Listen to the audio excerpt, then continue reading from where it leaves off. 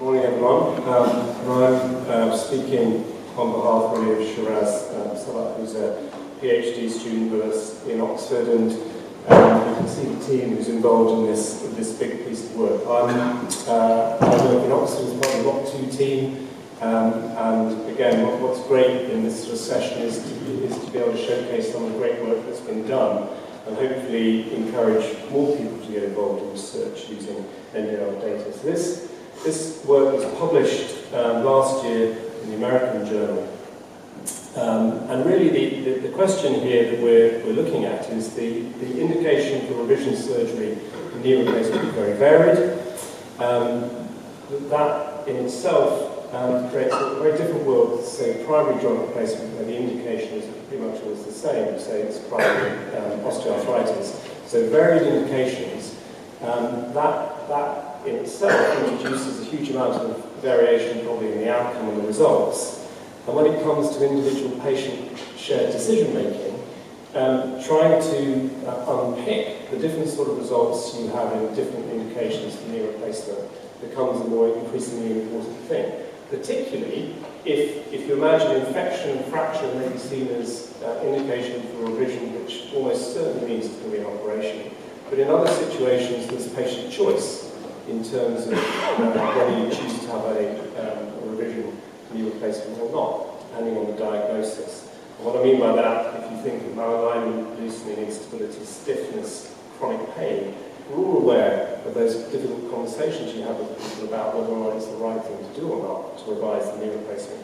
So the aim of the study was to look at a bunch of outcomes which are important to patients and to look at that in the context of different indications for revision surgery.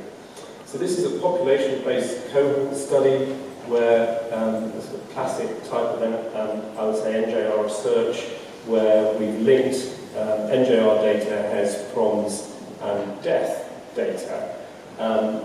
You search for the patients of interest, so these are about 25,000 people who have revision, so knee replacement over a 10-year period. And then you can sort them out by indication. And the outcomes that we're looking at, we've done a piece of work to try and understand what patients felt was important to them, and implant survivorship, mortality, serious medical complications, functional outcome is very critical in terms of why they want a revision knee replacement, which usually because their quality of life is not where they were expecting it to be. And out of all of that is this kind of summary outcome, which is your satisfaction, which is difficult in many ways to get at. So I'm just going to share with you some of the data from the paper. I would encourage you to, if you get a chance, to read it, because if you're interested in revision surgery, I think it's interesting. And I'll just give you some sort of headline figures. So here's something that many of you, it's not surprising, but look at the cumulative incidence of re-revision in infection. That's the top line. It's magnified beyond any other indication for revision. And if you look at second and third and fourth time revisions in the NJR, the percentage of infection increases, such as a third time revision, is something like 80% chance that it will be infection. So in terms of survival and re-revision, infection is important. And then everything else is sort of bunched up, apart from that's progressive arthritis, and that's probably a significant number of patella resurfacings in that.